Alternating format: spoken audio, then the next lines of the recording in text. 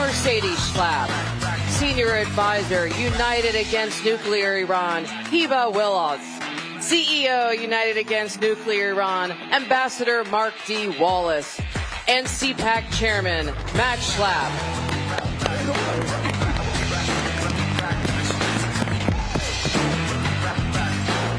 Where's Michael?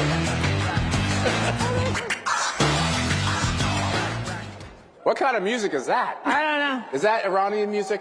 No, but we should play one. Hey, was Benny Johnson not great? That's great.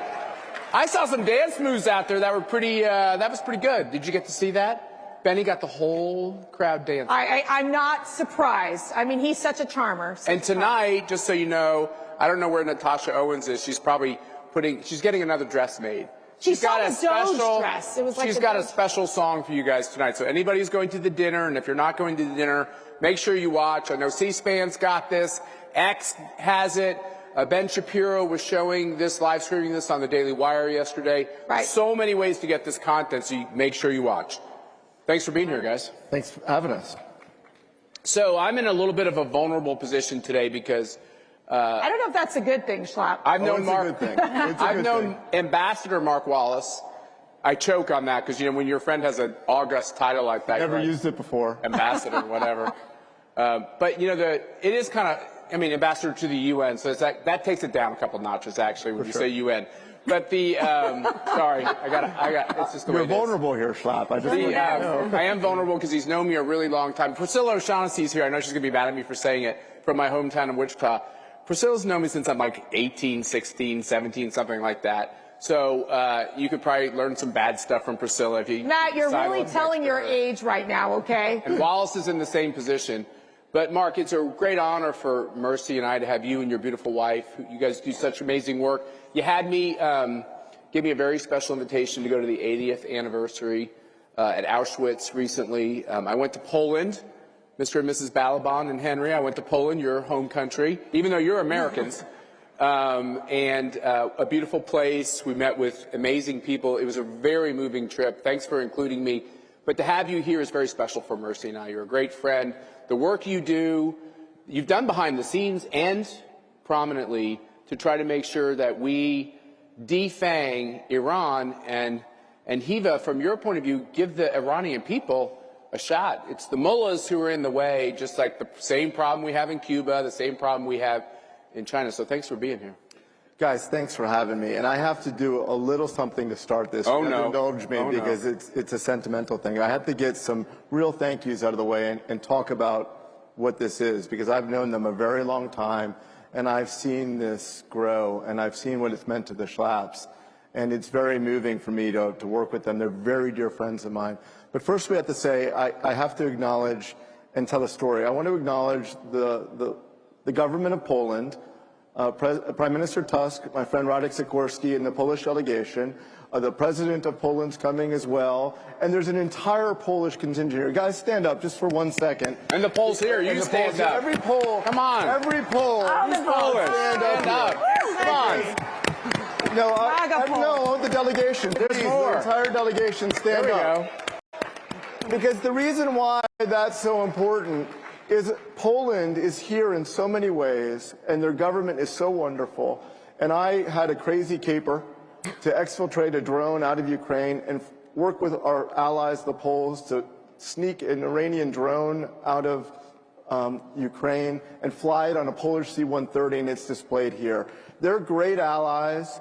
And before the president even did it, they are the biggest NATO defense spender in the world. They spend nearly 5% already, and they are really the poster child of what we want a NATO ally to be about. And it's so great to be here, and all the Poles to see them here. It's really exciting. Now, I was talking in the green room. It's, you know, the Schlapp green room, I guess. And I was talking to the Foreign Minister Sikorski and Amanda McKinney, who's here, and I was talking Iranian drones and things, and this is what CPAC's about. All of a sudden, it turns out that Poland, and I didn't know this, is one of the great apple producers in the world. And Amanda, wherever she is here, produces incredible apples in Washington State. So immediately, the CPAC discussion in the green room that was about Iran drones turned into a apple diplomacy, and that's what this place. Which could have easily turned into terror. So it could have gotten really fun, right? But it's a testament to what CPAC is about. And, you know, having known them, it's really what the schlaps are about, because you can have a conversation with real people and important things and the binds that tie us together. And Matt and Mercy, I've seen you, and I knew you before you were Matt and Mercy. And to see that and the things that you do for our country and for all of us, you know, I just think we should give them an applause. I have to do that. I've known them a long time. But to Matt and Mercy, I mean it. You know I mean it. I'm totally hokey. Okay, you're going to make me cry. Let's get going. No, I think he just wants to get invited back. And let's talk about tough things. Hiva, you married this guy who is this anti-Iranian regime activist, anti-extremism activist. We have a lot of commonality. Your organization doesn't really get involved in politics. You're really involved in national security. We are. We get involved in politics, but there's a lot of crossover here. There's so much that we have in common, because at the end of the day, if it's not about human rights, God-given rights, what is it all about? And you must have this amazing experience of seeing Donald Trump's maximum pressure campaign that your husband had a lot to do with building, then this 4-year hiatus, which is everything to subsidize this radicalized regime. And now we're back to trying to bring the regime, not the people, the regime to its knees by depriving them of everything they could possibly need, including customers for their petroleum products. How does it feel to be back on the right track? It brings hope back. Let me tell you, the 4 years, it felt like a betrayal. It felt like a betrayal. All the money that President Biden gave back to the Iranian regime, not a single one of it went to the people to do anything good for this country.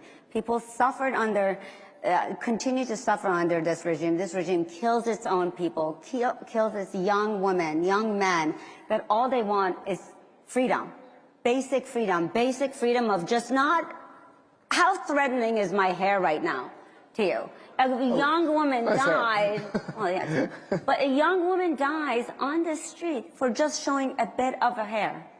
And President Biden did not support any of it. And to me, that was unacceptable. And thank God that President Trump is back, because this regime is scared. Let me tell you, all of its proxies are brought down to its knees. It is, if any change is going to happen, it is now, and this is the time. And I am so thankful for the maximum pressure being back on and all option against this regime. Because Hiva, you grew up in Iran. You spent time there. Yeah. Your family had to flee this regime. I mean, how difficult was it for your family to pick up and have to leave everything to come here to the United States? Well, your family knows something about that. Right, both of you. Yeah, I mean, both of us. We have a Cuban American and an Iranian American sitting next to one another. It's an amazing testament to our country that you two are here and can talk about human rights and freedom. Because I know them obviously both really well, and their experience across the world is so similar. You know, and there's hope now. But you know. And where we have come this far, this country has provided so much opportunity, and just to the freedom and the opportunity that has brought us. I mean, I would have never thought I would be sitting here with you guys, with this amazing audience, talking about President Trump. And to me, this is a dream come true. And Mercy, how long was your father in prison? This is very near and dear, because what you see. And, we had this conversation yesterday with the Jewish families, the families of the hostages, of the tragedy of really how horrific governments can be, terrorists can be, and for us in the United States, we don't comprehend it 100% because we live in this great country. But when I look at my father, who is now 89 years old, who, back in the early 60s, when he did have to confront the communist regime, and he was put in a situation where, he was building his businesses, he was in the prime of his life, to have to turn everything over to the communists because they came in and said, give me your keys to your house, give me your keys to your businesses, and then he's left with nothing. And how many countries have so many people, millions and millions of people who have lost everything in the hands of these horrific authoritarian regimes and these communist regimes? And so for my father, he was thrown into jail after trying to overthrow the Cuban government and was in jail for literally close to 8 years, where he was thrown into solitary confinement, naked in a dark room for 2 to 3 months at a time, where he was tortured, where he would hear the cries of his friends being executed. It is horrific what the communists have done to destroy so many people, so many families in the world. And when you ask my father, are you Cuban? Are you American? He proudly says, I am American. I stand for freedom. And you, my daughter, and you, my grandchildren, and you, my son-in-law, you have an obligation to protect this country. You have an obligation to protect the freedoms that are fragile in America. And that is my message to every single one of you in this audience. You know, let me just say one thing there. So, Agnieszka, I often say, well, you're Polish, you correct me. You say you're American. American. When I ask my father-in-law, or if I slip up and say he's Cuban-American, he puts his hand on my arm and says, I'm an American. This is a very, very important difference. There's nothing wrong with being proud of your heritage. But as Mark Levin, who is one of a real hero to all of us, says, we're not a nation of immigrants. We're a nation of former immigrants. That's a really important distinction. You know, her family, may her father rest in peace, Mir, he was a wonderful man. He said the same thing to him. I knew him before he passed. And he said, you know, I'm an American. And her father and her mother gave up everything in Iran to move her and her sisters here to get a better life. Her mother couldn't speak English and still struggles with it because she had a harder time, came a little later, but they wanted a better life for their daughters. And that's an incredible experience, all in the face of oppression. And look, you know, because of our friends, the Poles and the United States, President Trump, our friend Rick Grinnell, we were able to bring this Shahed 136 drone. Which everyone can go down to our CPAC Central and go see it. It's actually here the first time on American soil. Right. It's at CPAC. Go see this killing machine. And it's a good, important reminder to this regime, this barbaric, murderous regime that intends to tell you that it stands for some kind of godly principles. What an abomination they are. It's important for them to know that due to Mark's good work, that we're on to them, that we are going to make sure that we stop them, and that they should be, we said yesterday, around the globe, all the right people are sweating. That's right. They're worried. And that's part of the maximum pressure campaign, is to make sure that they understand that if they take steps against America, against Israel, against Jewish people, against Christian people, against our allies, against the stability of civilization, I believe, I'll speak for him, even though I don't represent him, I believe President Trump and our allies will take the steps needed to make this stop. And that starts with Israel getting rid of Hamas. It starts there. Absolutely. Yeah, absolutely. Look, it's very rare when you can look into the eyes of a despotic regime, because they usually lie, and the propaganda they put out is to tell you that they aren't who they are. But that drone downstairs, that Shahed 136, is the ubiquitous terror weapon of mass destruction across the Middle East. There it is, right there on your screen. There it is, and we have it downstairs. It's been used against Israel. 3 American service members died on the sharp end of that because of, in my opinion, failed policies of the previous administration. Numerous service members have been injured. It's attacked our allies in Saudi Arabia, the UAE, across Syria and Iraq, and shipping in the Bab el-Mandeb in the Red Sea, even in the Persian Gulf. And of course, they've sent over 6,000 of these drones into Russia to attack Ukraine. And it is an indiscriminate terror weapon that kills innocent women and children. So every time you see an Iranian official, and we list them, say this propaganda and they smile at you, the smiles that oppress these their families. You'll look at this drone, and that's the true face of oppression. That drone is what they really are.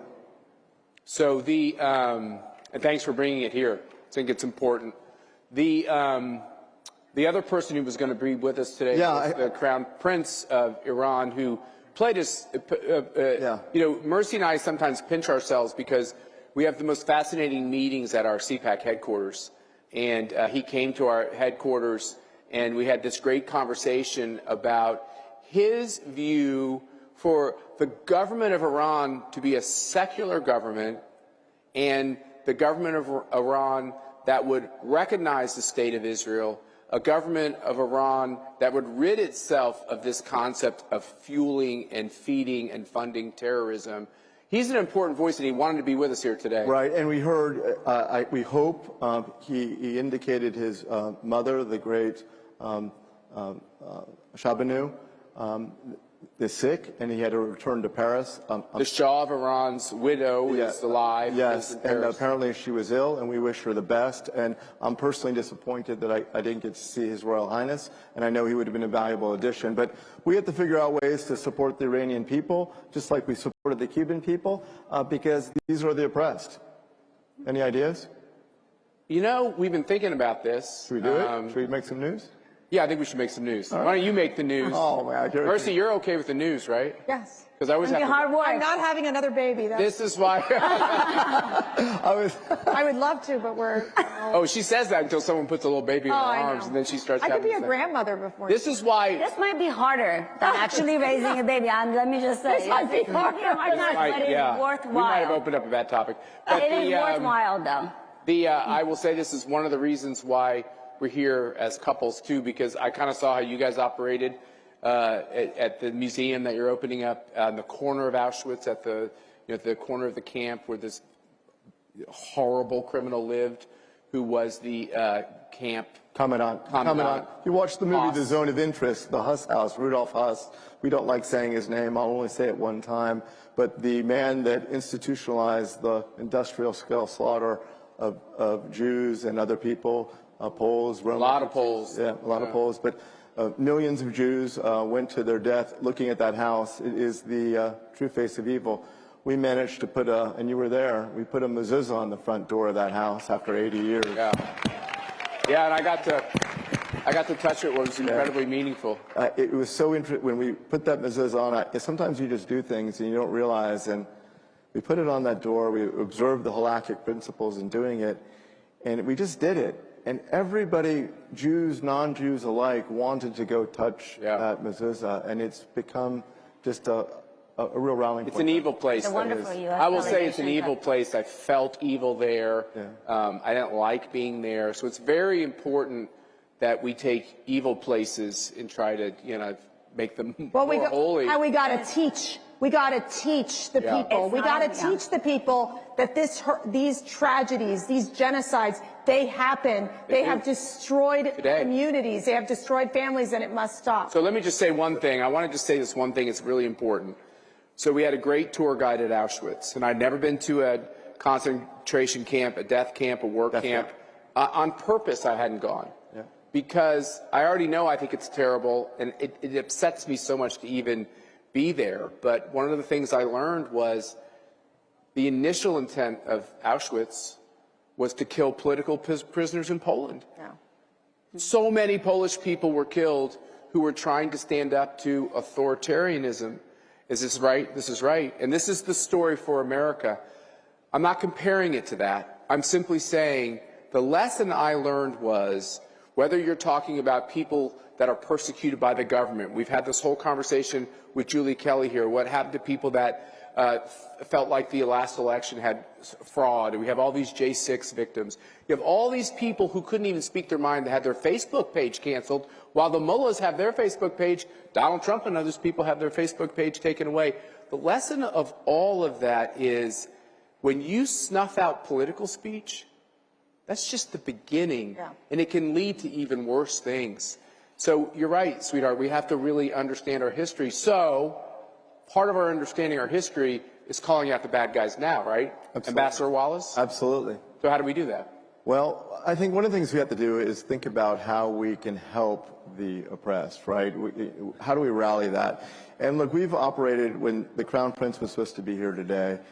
We can do something to try to help organize that diaspora. It's a diverse diaspora, different people, different competing influences. And look, like any diaspora, Mercy, the Cuban diaspora, there's a lot of, at times, friction. But if we can do something to show that we stand with these diasporas, as diverse as they are, and bring them together in one roof, the moment the unity is shown against these despotic regimes, it's the first day of the last day of those regimes. So what do you think? I think we should look at the title of this conversation. I'd like to have a Maga Mullah meltdown. A Maga Mullah meltdown? A CPAC Iran in exile? I think a CPAC Iran in exile. What do you guys think? I think, would that cause, there we go, that would cause a meltdown. right, we could invite all the Iranians, leaders and groups who all at times have friction, but are all united against this regime. And I know, Matt, you've done so many things with CPAC, but that would be an incredible way to show the people of Iran that their future might be just around the corner. What would your dad think about having a Maga Mullah meltdown? It will be a big task, but it is worthwhile, and we have to Let's do it. That's Let's the do it. only way. Will you guys join us? Anybody can You guys do it, gotta it's show up. CPAC. Don't worry, we're not going to Tehran. Yeah, we'll do it here. We're going to go someplace closer. All right, thank you all. I will not be participating if it's Tehran. That's right, not doing that. Thank you all for being Thank you so here. much. Thank you for Thank bringing you. this weapon of mass destruction. Make sure you go down to the CPAC Central to check it out. And we got so much more going on today, so just don't leave the room for very long at one time, okay? God bless you all. Thank you all for being here.